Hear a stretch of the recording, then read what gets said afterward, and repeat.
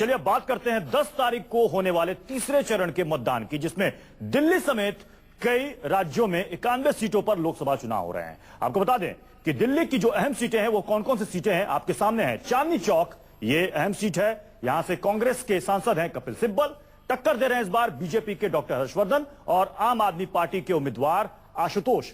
उत्तर पूर्वी की बात करते हैं, कांग्रेस की सिटिंग सीट है, यहां से जेपी अग्रवाल को उतारा है कांग्रेस ने दोबारा। बीजेपी की तरफ से मनोज तिवारी जो कि भोजपुरी फिल्मों के स्टार हैं, उन पर बीजेपी ने उतारा है।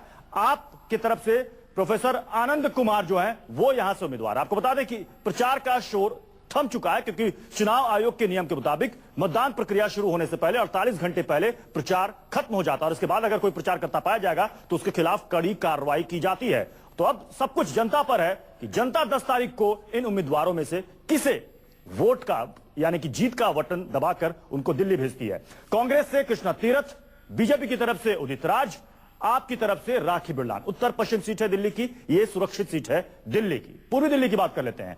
कांग्रेस की तरफ से संदीप दीक्षित जो कि दिल्ली की पूर्व सीएम शीला दीक्षित के बेटे हैं, यहां से सांसद हैं संदीप दीक्षित। बीजेपी की तरफ से महेश गिरी इनको टक्कर दे रहे हैं और आम आदमी पार्टी की तरफ से राजमोहन गांधी जो कि महात्मा गांधी के पोते हैं।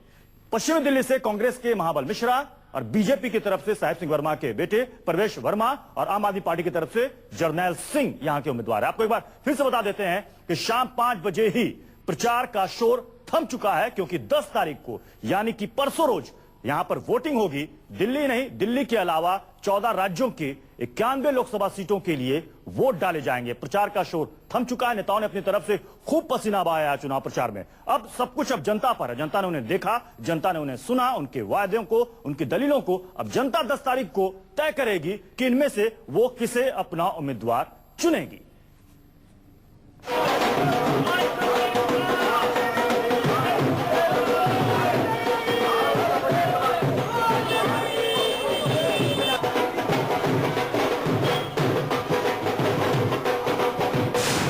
दिल्ली 7 का दंगल,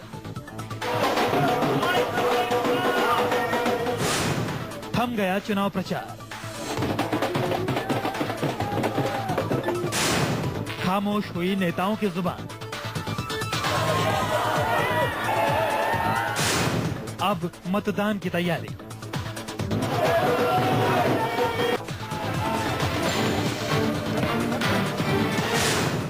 दिल्ली में लोकसभा की 7 सीटें हैं।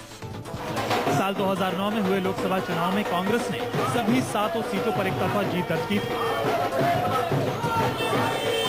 लेकिन इस बार मुकाबला आसान नहीं है।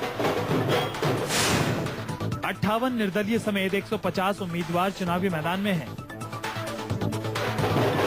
मुकाबला बीजेपी, कांग्रेस और आम आदमी पार्टी के बीच है।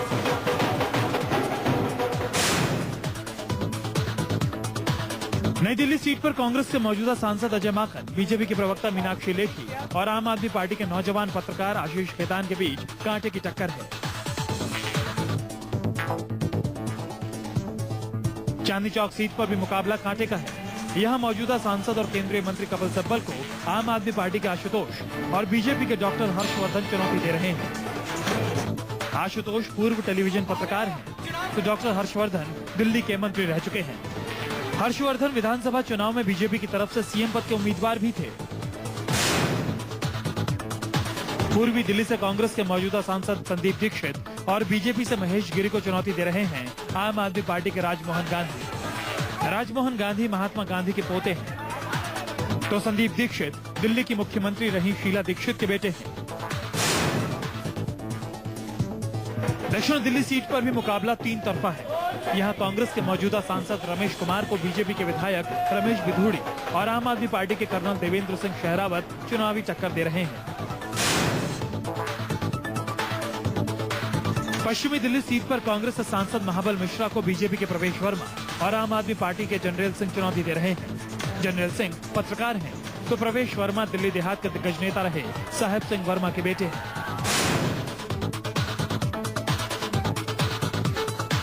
दिल्ली की एकमात्र रिजर्व सीट उत्तर पश्चिमी दिल्ली, इस सीट पर बीजेपी ने पूर्व आईआरएस अफसर उदित राज को मैदान में उतारा है।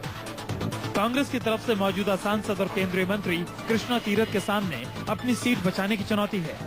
वहीं आम आदमी पार्टी ने दिल्ली की मंत्री रही तेज तर्रार राखी बिरला को मुकाबले में उतारा है।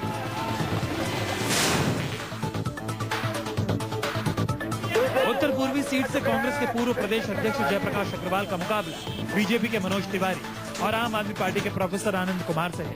मनोज तिवारी भोजपुरी फिल्मों के सुपरस्टार हैं। दिल्ली में करीब 1.2 करोड़ वोटर हैं। प्रचार का शोर थमने के बाद अब मतदान के लिए काउंटडाउन शुरू हो गया है। चुनाव आयोग ने वोटिंग के लिए पुख्ता इंतजाम किए हैं। Bureau report, news 24। तो 10 तारीख को जब वोटिंग होगी तब जनता तय करेगी कि किसे चुनकर वो संसद भेजती है। हमारे साथ इस वक्त कुंदन सिंह, हमारे संवाददाता, जो कि आम आदमी पार्टी के दफ्तर के बाहर इस वक्त मौजूद हैं। कुंदन का इस वक्त रुख करते हैं। हमारे साथ शिवांग माथुर भी तिलक लेन से हमारे साथ जुड़ रहे हैं, अरविंद केजरीवाल के घर के बाहर।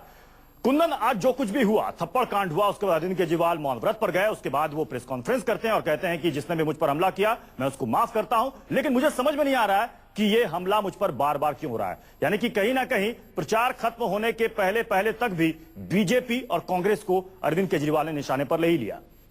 80% हम ऑटो वाले हैं, हम देखिए। नहीं, बिल्कुल आप प्रत्युष, मैं आपको बताऊं कि अगर दक्षिण पूर्वी वाले भी इंसिडेंट देखो, इसके बाद अरविंद केजरीवाल ने लोगों से अपील की कि शांति बनाए रखे, लेकिन उनका इशारा जो अपोजिशन की तरफ था बिल्कुल साफ था। आज की अगर घटना पे भी देखें या 1 घंटे अगर वो मौन व्रत के बैठने के बाद जो प्रेस कॉन्फ्रेंस किया, दूसरे नेताओं के अगर बयान पे नजर आए तो बिल्कुल साफ है कि उनका इशारा है कि जो पूरा कार्रवाई की जा रही है और लगातार जो रिपीटेड अटैक किए जा रहे हैं वो जो अपोजिशन लोगों का एक तरह साजिश हो सकता है, क्योंकि अगर किसी को कोई नाराजगी है तो विरोध के दूसरे तरीके हैं। लोकतंत्र में अपनी बात कोई कह सकता है, अपनी नाराजगी जाहिर कर सकता है। अगर उनसे कोई नाराजगी है तो चुनाव में मतदान न देके विरोध प्रदर्शन करके शांतिपूर्वक तमाम तरीके हैं जो कि कर सकते हैं। लेकिन जिस तरीके से लगातार रिपीट हो रहा है, ये आम आदमी पार्टी का मानना है कि किसी साजिश का हिस्सा है। हालांकि मैं आपको अगर बताऊं कि दिल्ली पुलिस की बात बता रहा हूं, एक सुरक्षा उसके लिए बहुत अहम है और पिछले तमाम घटनाओं में आम आदमी पार्टी की तरफ से यह लेकिन कुंदन, बीजेपी की तरफ से कहा जा रहा है कि ये सब कुछ एक नौटंकी है जो कि आम आदमी पार्टी की तरफ से किया जा रहा है। खुद को थप्पड़ मरवाना,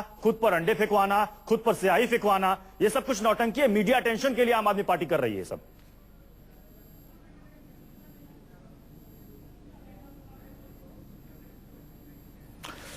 तो आपको तस्वीरें हम आप दिखा रहे हैं, दिल्ली के सुल्तानपुरी इलाके की यह तस्वीर है जब दिन के वक्त अरविंद केजरीवाल रोड शो कर रहे थे।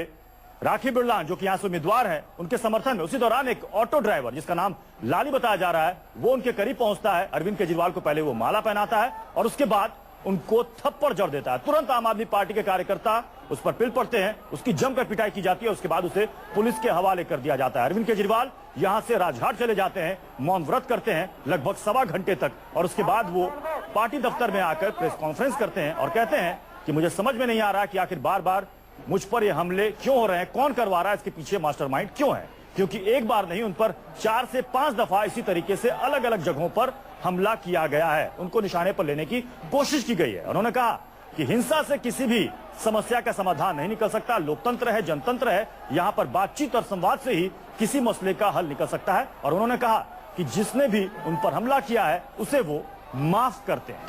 लेकिन कहीं ना कहीं विरोधियों को भी निशाने पर लिया अरविंद केजरीवाल ने।